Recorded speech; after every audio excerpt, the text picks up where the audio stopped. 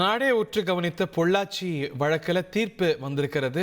குற்றஞ்சாட்டப்பட்ட 9 பேரும் குற்றவாளிகள் என தீர்ப்பு வந்திருக்கிறது. அவர்களுக்கு என்ன தண்டனை என தண்டனை விவரங்கள் மதியம் 12 மணிக்கு அறிவிக்கப்படும் என தருகிறது. இந்த வழக்கை ரொம்ப க்ளோஸாக ஃபாலோ பண்ணிட்டு வந்திருக்கக்கூடிய நமது செய்தியாளர் கார்த்திக் இந்த தீர்ப்புடைய விவரங்கள் பற்றி விரிவாக சொல்றார். கார்த்திக், ஓற்றியும். வணக்கம்.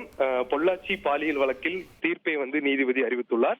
இந்த வழக்குல சம்பந்தப்பட்ட 9 பேர் திருநாவுக்கரசு, சபரிராஜன், வசந்த், சதீஷ், மணிவண்ணன், ஹெரேன்பால், பாபு, பின்னர் அருளானந்தம், அருண்குமார், இந்த 9 பேரும் குற்றவாளிகள் என்ற தீர்ப்பை வழங்கியிருக்கிறார். இவர்களுக்கு வழங்கக்கூடிய தண்டனை விவரங்களை 12 மணிக்கு வழங்க இருப்பதாக மகளிர் சிறப்பு மகளிர் நீதிமன்ற நீதிபதி நந்தினி தேவி தெரிவித்துள்ளார். இந்த நிலையில இந்த வழக்குல பாத்தீங்கன்னா இவங்களுக்கு 7 முதல் 9 பிரிவுகள்ல வழக்கு பதிவு பண்ணிருக்காங்க. இந்த 9 பேரும் மீதும் கூட்டு பாலியல் செய்தது நிரூபணமாயிருக்கு, விஞ்ஞான பூர்வமாகவும் நிரூபப்படுத்தியிருப்பதாக அரசு தரப்பு வழக்கறிஞர் தரப்புல தெரிவிச்சிருக்காங்க. இவங்க 9 பேர் மீதும் கடுமையான தண்டனை வழங்க வேண்டும் என்ற கோரிக்கையை நீதிபதி கிட்ட கொடுத்திருக்காங்க. எதிர்த்தரப்புல இருந்து இந்த 9 பேரும் திருமணம் ஆகாதவர்கள், இவர்களுக்கு தண்டனை குறைக்க வேண்டும், அதே சமயம் இவர்களுடைய வீட்டில் இருப்பவர்கள் வயதானவர்கள் என்ற கோரிக்கைகளை முன்னிறுத்தி வாதம் வைத்ததாகவும் எதிர்த்தரப்புல கேட்டிருக்காங்க. அதை கொடுக்க கூடாது, இது இதெல்லாம் ஒரு வழக்கமான காரணம் தான். இது இந்த வழக்கு மிகவும் அரிதான வழக்கு. இதுல பாதிக்கப்பட்ட 8 பெண்கள் இருக்காங்க. இந்த 8 பெண்களுக்கும் நீதி கிடைக்க வேண்டும் என்பதற்காக கடுமையான, அதாவது சாகும் வரை சிறை என்ற தண்டனையை வழங்க வேண்டும் என்ற கோரிக்கையை அரசு தரப்பு வழக்கறிஞர் தரப்புல வச்சிருக்காங்க.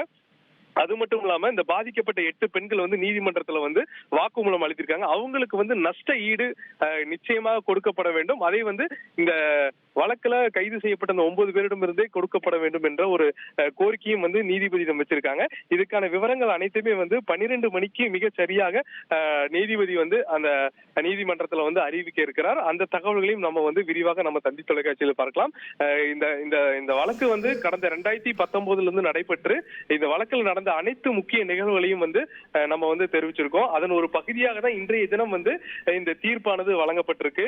இந்த வழக்குல 9 பேர்கள் மீதான குற்றச்சாட்டுகள் வீடியோ ஆதாரங்கள் அடிப்படையும் விஞ்ஞான பூர்வமாகவும் நிரூபிக்கப்பட்டிருக்கு. அது மட்டும் இல்லாம இவங்களிருந்து கைப்பற்றப்பட்ட அந்த செல்போன், லேப்டாப்கள் மிக முக்கியமானதும் அதில் நூற்றுக்கணக்கான வீடியோக்கள் இருப்பது உறுதி செய்யப்பட்டிருக்கு.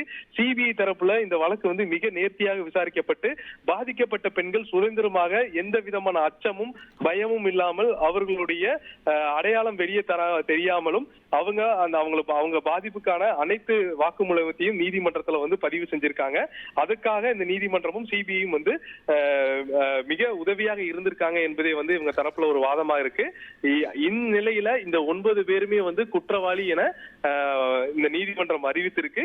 இவர்களுக்கான தண்டனை என்ன என்பது விரிவாக நம்ம ஒரு 12 மணி அளவுல நீதிபதி தெரிவித்துடன் நம்ம என்ன இந்த 9 பேருக்கும் இந்த 9 பேருக்குமே சாகும் வரை சிறை கொடுக்க வேண்டும் என்பதே அரசு தரப்பு வழக்கறிஞருடைய கோரிக்கையா இருக்கு. ஏன்னா 9 பேரும் மீதுமே கூட்டு பாலியல் நிரூபணமாகி இருக்கு. இவர்கள ஒருவருக்கு ஒருவர் தண்டனை அதிகம் கொடுக்க வேண்டும், குறைத்து கொடுக்க வேண்டும் என்ற வேறுபாடே இருக்காது என்ற ஒரு வாதத்தை தான் அரசு தரப்பு வழக்கறிஞர் தரப்புல வச்சிருக்காங்க. அதை தான் சற்று நேரத்துக்கு முன்னாடி செய்தியாளர் சந்திப்பிலையும் தெரிவிச்சிருக்காங்க. நீதிபதியும் அதை கருத்தில் கொண்டு 9 பேரையுமே குற்றவாளின்னு அறிவிச்சிருக்காங்க. இந்த 9 பேருக்கு எந்த மாதிரி தண்டனை என்பதை இன்னும் சில மணி நேரங்கள்ல நம்ம பார்க்கலாம். செய்திகளை உடனுக்குடன் தெரிந்து கொள்ள உடனே சப்ஸ்கிரைப் பண்ணுங்க.